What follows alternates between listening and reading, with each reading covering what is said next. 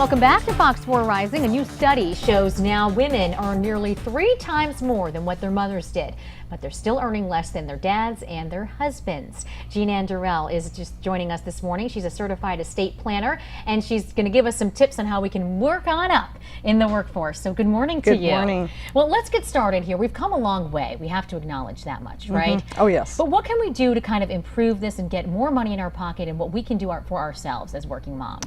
Well, first of all, I would recommend taking an inventory. Now, I have a great worksheet on my website. If you go to thesmartmoneygal.com, and this will help you write down, take a list of everything you have, where your income is coming from, and do this sooner rather than later, because I work with a lot of widows and divorcees who wish they would have started asking questions while he was still around. Yeah, I've heard a lot of that too, that they didn't plan enough. Yes. You know, you just don't think that kind of stuff's going to happen. Yes. So what else should we do? What are some of the top tips that you would give women that really should keep us moving in that direction? The old save, you know, not only for a rainy day, but women live longer than men. Yeah. Wives live 8 to 10 years longer than men, and something like 75% of us will be widows eventually. So, and so many women are sandwiched in between taking care of parents and children, that takes away from our earnings. So we do need to save more.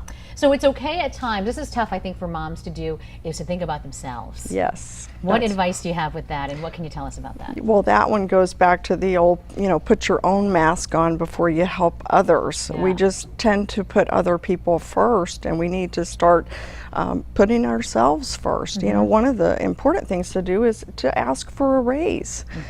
42% of women ask for a raise, and that's not very many. Now, those who ask for a raise, 4 out of 5 get one. Really? So that tells you we need to start speaking up, and that when you get that raise, you get more of that he money. You know what that is, Miriam, right? That's the money he doesn't know about.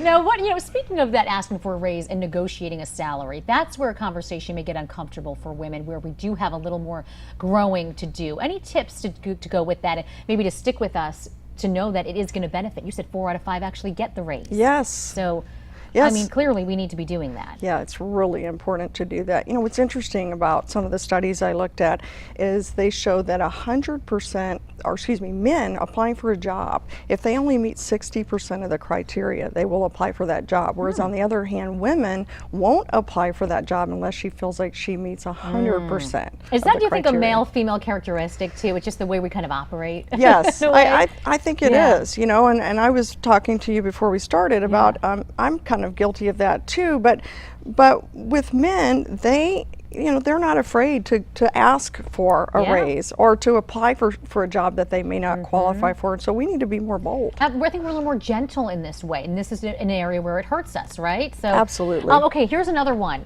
Learning to say no. Yes. You know, that's another thing I think a lot of women struggle with. Sure, that's that bleeding heart. You know, everybody goes to mom and asks for help, and she has a hard time saying no, but put yourself first. Yeah, okay, good tips there. Thank you so much for sharing. Thank you for having me. Yeah, well, hopefully we'll have another interview soon and change these numbers around a little more, right? Yes. Thanks for your advice.